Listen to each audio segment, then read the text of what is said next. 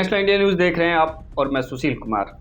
बिहार में बीपीएससी की 70वीं संयुक्त परीक्षा के दौरान 13 दिसंबर 2024 को पटना के बापू परीक्षा परिसर में पेपर लीक और कुप्रबंधन के आरोपों के बाद छात्रों ने विरोध प्रदर्शन शुरू किया। अभ्यर्थियों की मुख्य मांग थी कि पूरी प्रारंभिक परीक्षा को रद्द करके दोबारा परीक्षा आयोजित की जाए। इस विरोध प्रदर्शन में कई शिक्षकों और राजनीतिक नेताओं ने भी छात्रों का समर्थन किया।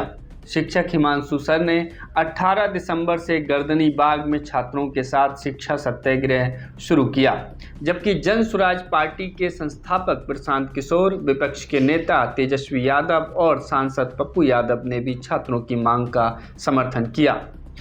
बिहार लोक सेवा आयोग ने हालांकि परीक्षा रद्द करने की मांग को खारिज करते हुए कहा कि केवल बापू परीक्षा परिसर में गड़बड़ी हुई थी, जबकि अन्य सभी परीक्षा केंद्रों पर परीक्षा सुचारू रूप से संपन्न हुई। आयोग ने बापू परीक्षा परिसर में 4 जनवरी 2025 को पुनः परीक्षा आयोजित की।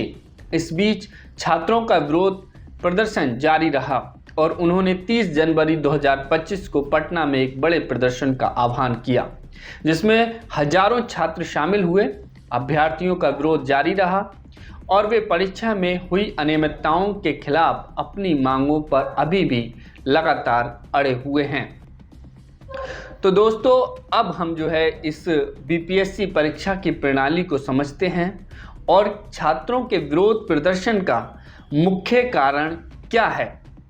तो बीपीएससी यानी कि बिहार लोक सेवा आयोग बीपीएससी की परीक्षा 3 चरणों में आयोजित की जाती है, जिसमें पहला है प्रारंभिक परीक्षा जिसे हम कहते हैं प्रीलिम्स, दूसरी है मुख्य परीक्षा यानी कि मेंस और तीसरी है साक्षात्कार यानी कि इंटरव्यू। इन 3 कैटेगरी के बाद ये परीक्षा संपन्न होती है।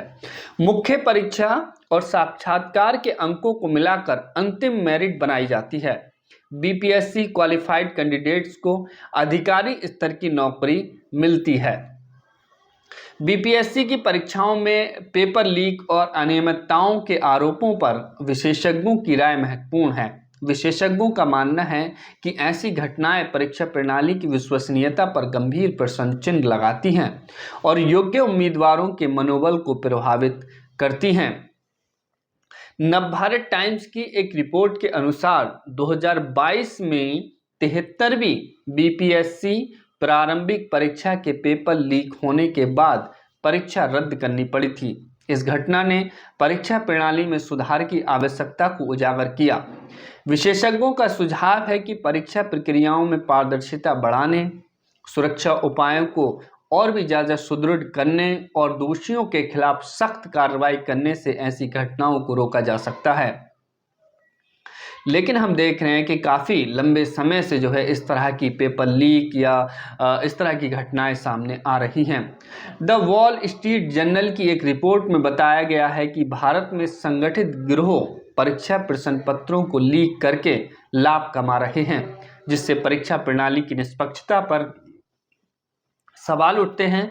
विशेषज्ञों का मानना है कि इस समस्या से निपटने के लिए सख्त कानून, तकनीकी निगरानी और परीक्षा प्रक्रियाओं में आवश्यक सुधार की ज़रूरत है। इन घटनाओं के मद्देनज़र विशेषज्ञों का सुझाव है कि बीपीएससी को अपनी परीक्षा प्रणाली में सुधार करना चाहिए ताकि भविष्य में ऐसी अनियमितताओं से बचा जा सके और उम्मीदवारों का विश्वास बहाल हो सके, जो पिछले काफ़ी दिनों से हम देख रहे हैं कि बीपीएससी पर किस तरह से जो उम्मीदवार हैं उनका भरोसा कमज़ोर हो रहा है। तो फिलहाल दोस्तों, इस वीडियो में, इस स्टोरी में सिर्फ इतना ही। आप लोगों की क्या राय है कमेंट करके ज़रूर बताएं। शुक्रिया।